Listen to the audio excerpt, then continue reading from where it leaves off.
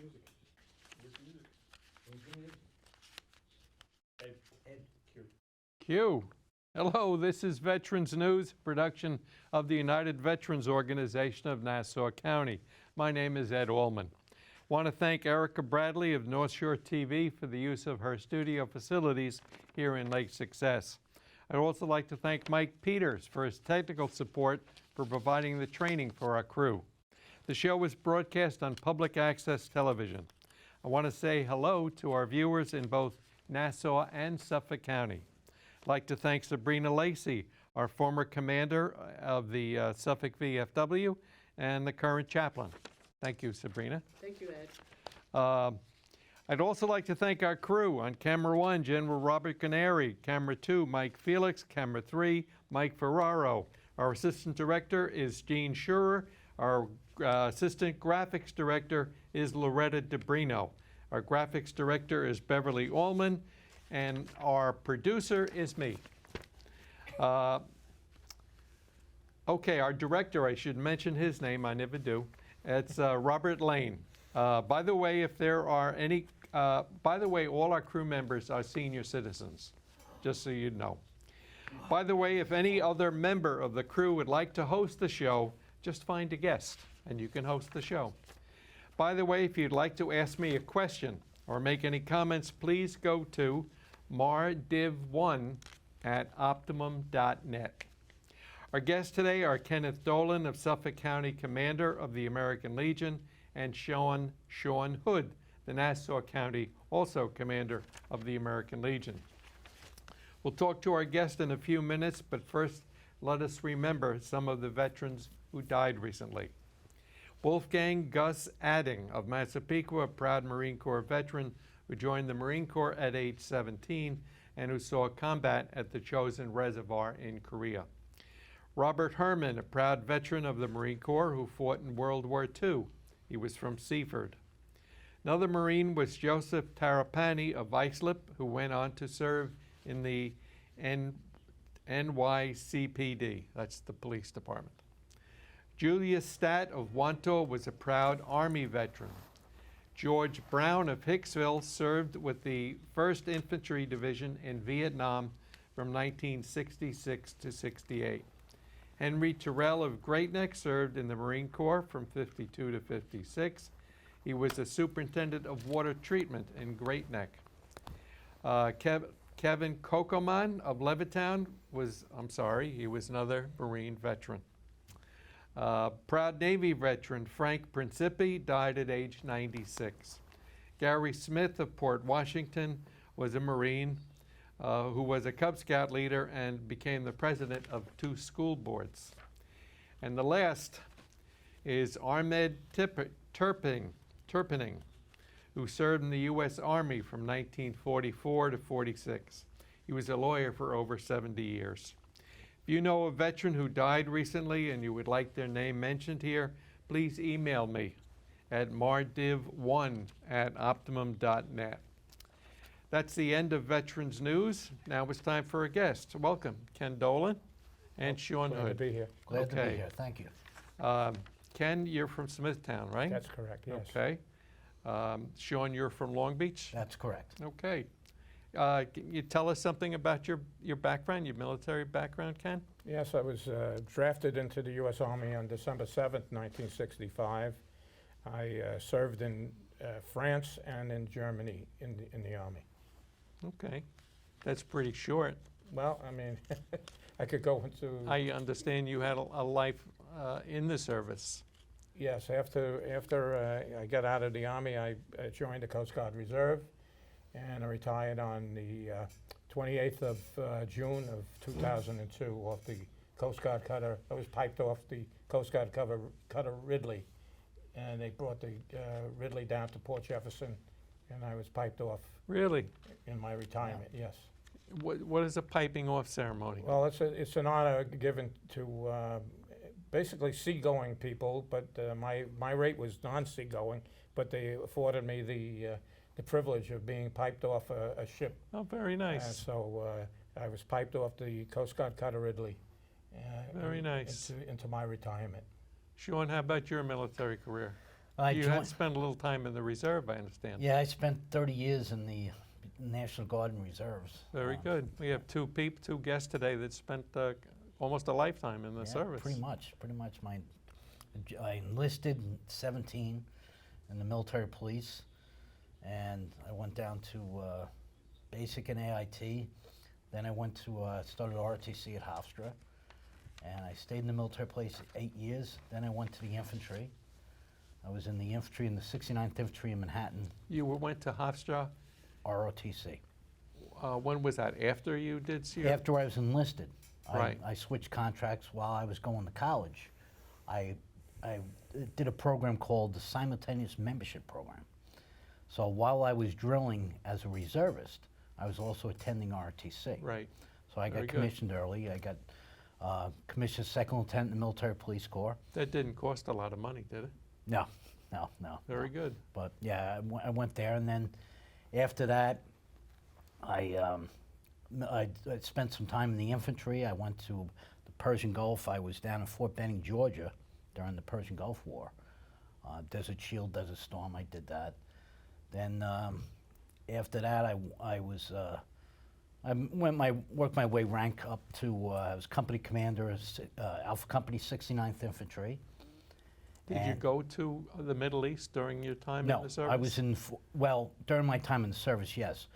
Once I became a major, once I got promoted to rank major, I switched over to civil affairs, and I was activated for the Iraq war, and I did 2 tours in Iraq with the civil affairs. How long was the tour? My first tour was 12 months, and my second tour was 9 months. Wow. So I did 21 months in country. And then I went back to my civilian job, and I retired from the Army in 2011 after like 29 3/4 years. Wow. And I went back to my civilian job.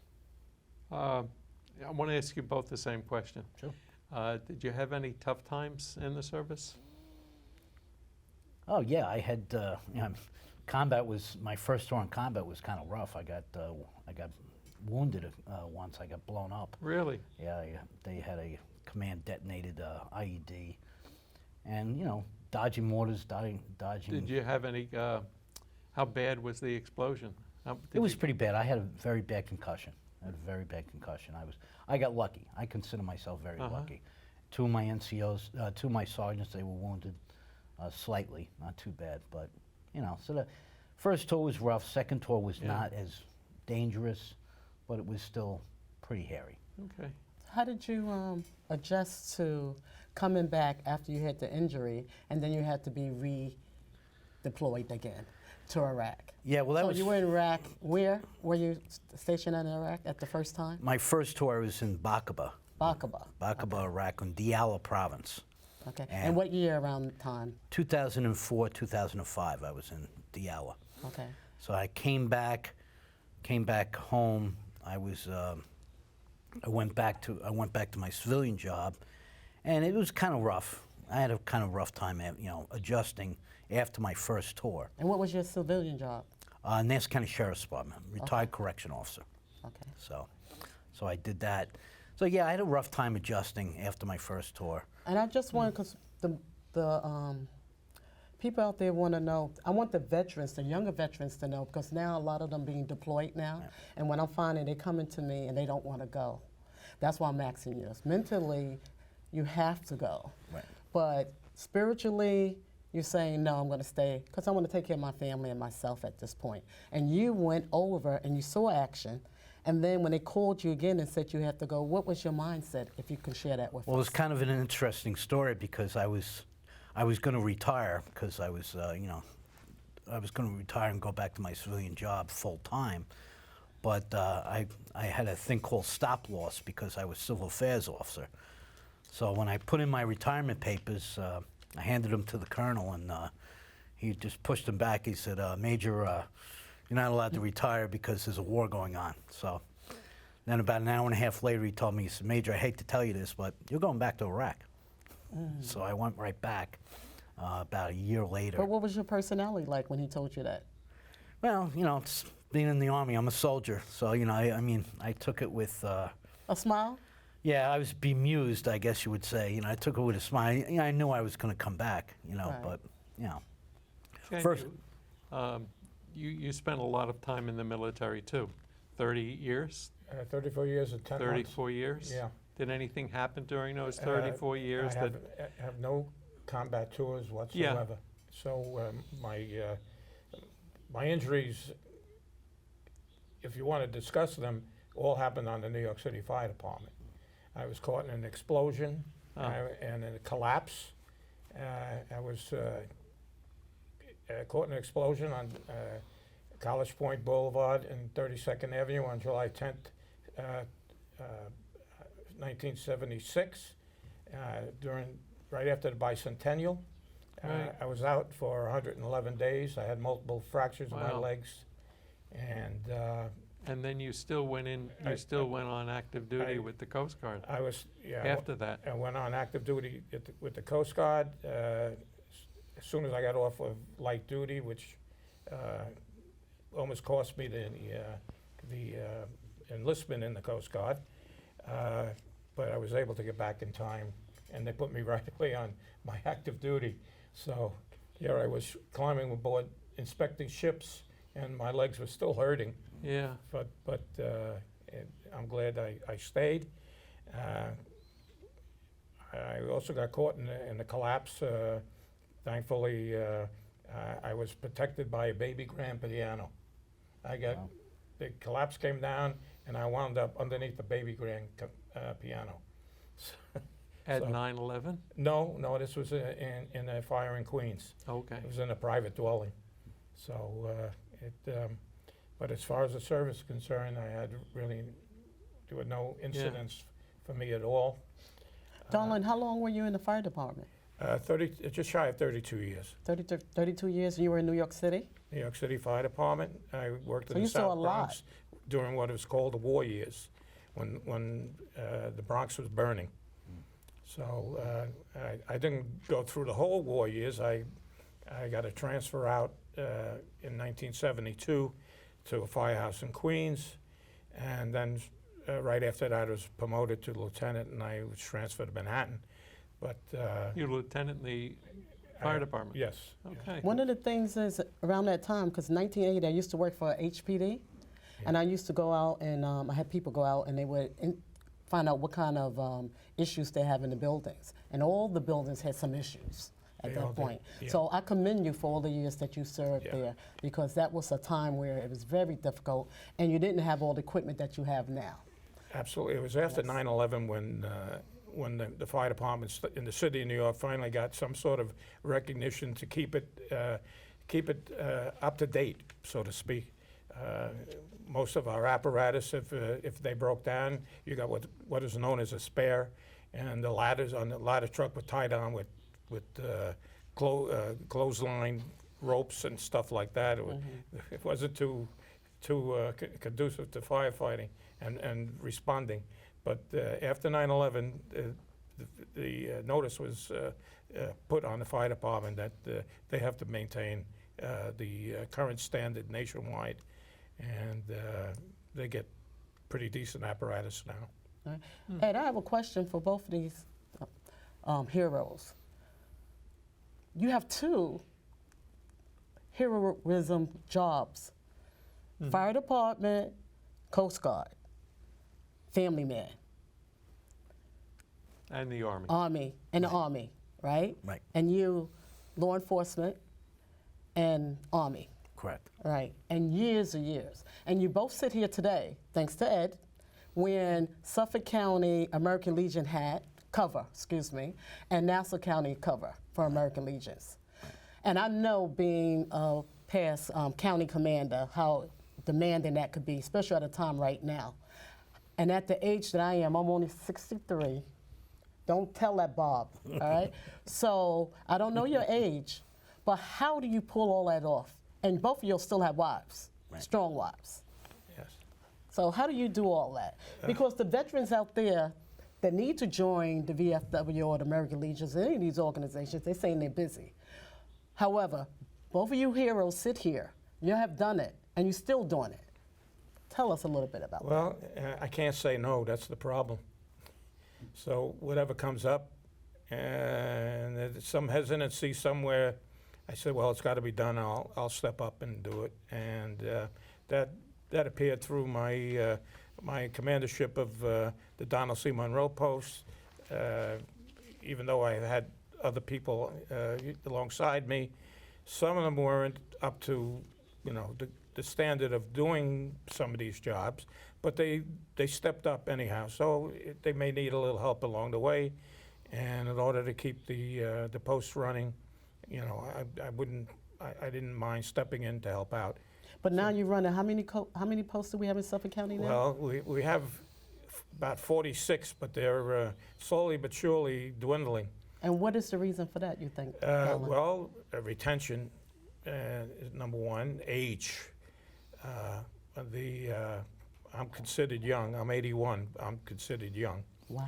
So we have posts with guys that are 87, 88, 89, up there, you know. And once you get past a certain age, and I hope it doesn't come soon, but you can see that they start slowing down. They want to do it, but they can't. So a lot of the posts, we're not attracting the returning veteran. And what do you think the reason is for that? Well, a lot of the veterans that are coming in are actually like fresh out of high school, because they joined the service right after high school, and when they come back, now they have to look for civilian jobs. So, and some of them have, you know, jumped into a family, so they have families to take care of. They're not looking to join too many organizations. So I don't think they're really joining the service groups. And how long have you served in the American Legions? Up to Well, I'm 36 years. I've been in America. Now, as far as working for the Legion, I'm really working for the Legion for the past maybe 14 years. The time before that, I was just a Legion member. I was actually Post 1 member until, you know, I got a letter from our membership chair up in Kings Park. He says, Post 1 means what? Post 1 is out of Albany. You're just a state member. Right. Of a state of New York member. And I got a letter from the membership chairman to come to a little backyard activity. And I told him I'd come to the post, but I was president of the Nassau, Suffolk, New York City Fire Retirees. And I, you know, I had a 1,600 member group to take care of, and I said, you know, this is a bit much. And I went to 3 meetings at the post, and all of a sudden I was the adjutant. So I said, this is done. And in 2013, I was elected post commander, and I had that for 10 years until this June. I went from post commander to county commander. However, you came with the resume already, because you already commanded people in the forces that you were taking care of. But I want to say this to you, Ed, too, and everyone out there. It's not that your name is just on a list. When we go and we try to get these benefits for you to go to college, or for you to get a down payment on your house, or for you to get a dog or something like that, or for you just to go to a job, and they say, oh, you're a veteran. We want to hire you and we want to promote you because I was a veteran. That's what it's all about. You come here and you see these gentlemen, I can call you gentlemen now, and you see what they have done, and they can guide you through that journey so you can jump up to reach the height that you want. I think a lot of young veterans, when I talk to them, they say they don't want to be around the older people because they cannot produce anything. And I'm telling you, shame, shame, shame. It's not true. There's a lot that you can learn. And as you can see sitting here, I'm honored to be here on this panel. And notice, if it wasn't for you three, I couldn't have went back to college and got my master's degree in leadership. So I can go out there and tell those young people, bring yourself here and learn so you can lead this country where it needs to go. Right. Going back to you, I want to ask you a question, Hood, right? Tell me a little bit about your family life, being in the military and then also serving in the force, and your wife taking care of all that. But Sean, make it quick, because we only have 8 minutes No left, problem. and I have a big question for It you. was, Well, like I say, I spent a lot of time on active duty. I was living in, actually, I joined the American Legion in Kings Park with the Don Monroe Post, and that was right after the Persian Gulf. I joined in '96, and I was still in the military at the time, so I wasn't as active. But once I retired from the Army, then I got much more active in the American Legion. And how long were you in the American Legion? Well, I joined in '96. I was on and off, so over a little over 20 years. I've been in the Legion. Once I came back from Iraq, I moved down to Long Beach in 2010, and I have a young daughter, and she's 12. So I spend time with my daughter. You know, I'm a stay-at-home dad. Also, I do stuff with the Sheriff's Department, Emerald Society. I'm the president of that, and I also spend all my time with the Legion, trying to keep the Legion going strong. We have 53 posts in Nassau County, so it's a lot of work. And the big thing is it's like the commander was saying, retention's the big thing, and getting the word out to the younger veterans that we are the ones that are going to protect their rights and the things that they earned through Congress. We are the organizations that keep that in the front row, so that they don't lose these things. So we need the younger veterans to step up to the plate and to keep this going for the new generation, of veterans. Ed? Well, I was going to ask you, but you just answered it, what the biggest problem is with the American Legion is facing now. Right. Well, like recently, I was on Newsday. We had the article on Newsday, and the biggest problem we have, a lot of the posts are getting smaller. I mean, one problem that people need to understand: the American Legion is alive and well. We are still in good shape. I mean, we have some posts are very, very active. Some posts not so much. But the younger veterans, when they join, they're the ones that are going to keep this going. So, biggest problem I see right now is retention, keeping the guys involved, getting them to come to the meetings, getting them to help out with the community and stuff like that. That's what I see right now, is retention. Okay. Do you see a number of posts closing but still maintaining their membership? They just lose their building? Yes, that's happening a lot. A lot of posts are downsizing. Recently, we had a post in Plainview, and they sold their building. They're still an active post. They're still, they still have an auxiliary. They still have a Legion member. They're just trying to figure out where to meet. And a lot of the costs of running a Legion post are getting expensive. Now the inflation's going up and stuff like that. It affects the veterans. And some posts will close. That's just nature of the job. How about Boy State? Is that affected by membership? Yes, Boy State is one of the big programs. That's a personal thing of mine, because I've been going up to Boy State and I volunteer for a week every single year. I run the criminal justice program up in Morrisville State College. The biggest problem I'm having getting these young men and young women into Boy State and Girl State is the cost. The cost of Goes up every year. It goes up every year because we're sending buses, and Suffolk County's the other problem too. We're sending buses, and buses are costing sometimes $10,000 or $15,000 Really? for a bus. So in order to send a student to Boy State, it's costing us $600. So we're going $600 per student. And a lot of these students, these are the ones that are our future leaders. These are the ones that want to go to West Point, Annapolis, the Air Force Academy, Kings Point, and ROTCs. These are the ones we're looking at. These are the ones we want to help. We get them into Boy State, get them into Girl State, and that helps them. Yeah. That's our future leadership in the military. Ken, do you have anything to say about Boy State? Yeah, to add to your resume, if you have Boy State on your resume and Eagle Scout with being in the Boy Scouts, two prime resume points that are recognized by the service academies. And just want to add that the posts that seem to be doing well are the posts with auxiliaries. The auxiliaries seem to hold the posts together. They do a lot of fundraising. We don't have an auxiliary in Kings Park, so we still try to maintain the Boys State and Girls State program. Thankfully, we have a benefactor in the neighborhood that has continually volunteered to subsidize it for us. And we at least send one boy and one girl to the both programs each year. So again, retention is a big problem, and infrastructure is another problem.